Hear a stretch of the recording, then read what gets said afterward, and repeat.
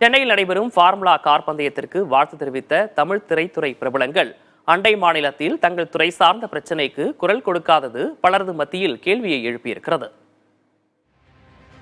கேரள திரைத்துறையில் பெரும் அதிர்வலைகளை ஏற்படுத்திய பாலியல் குற்றச்சாட்டுகள் தொடர்பாக மகளிர் அமைப்பினர், சமூக செயற்பாட்டாளர்கள், அரசியல் கட்சியினர் என பலரும் எதிர்ப்பையும் விமர்சனங்களையும் முன்வைத்து வருகின்றனர். ஆனால் அண்டை மாநிலமான தமிழ்நாட்டிலிருந்து அங்கொன்றும் இங்கொன்றுமாக இதுபோன்று பாதிக்கப்பட்டவர்கள் மட்டுமே இந்த விவகாரத்தில் எதிர்ப்புகளை பதிவு செய்து வருகின்றனர். முன்னணி நடிகர்கள், தமிழ் திரைத்துறையில் முக்கிய இடங்களில் இருப்பவர்கள் கள்ள மௌனம் சாதிப்பது சாமானியன் மத்தியில் கேள்விகளை எழுப்பியிருக்கிறது.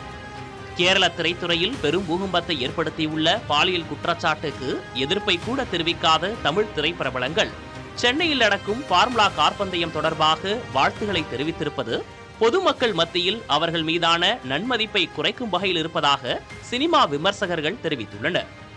மலையாளம் உள்பட பல மொழிகளில் நடித்து புகழின் உச்சத்தில் இருக்கும் உலக நாயகன் என அழைக்கப்படும் கமல்ஹாசன், தென்னிந்திய நடிகர் சங்கத்தின் பொருளாளர் கார்த்தி சக நடிகைகளின் கண்ணீருக்கு பதிலளிக்காமல் சென்னை கார்பந்தயம் வெற்றி பெற வாழ்த்து தெரிவித்திருப்பதும் பேசுபொருளாக மாறியிருக்கிறது.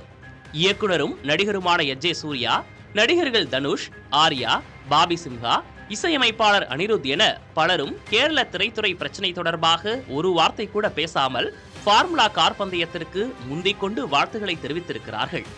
கேரளாவைச் சேர்ந்த நயன்தாராவை திருமணம் செய்து கொண்ட இயக்குனர் விக்னேஷ் சிவனும் தனது கருத்தை பதிவு செய்யாமல் சென்னையில் நடைபெறும் ஃபார்முலா கார் பந்தயம் தொடர்பாக சமூக வலைதளத்தில் பதிவிட்டுள்ளதும் விமர்சனங்களை எழுப்பியிருக்கின்றனர்.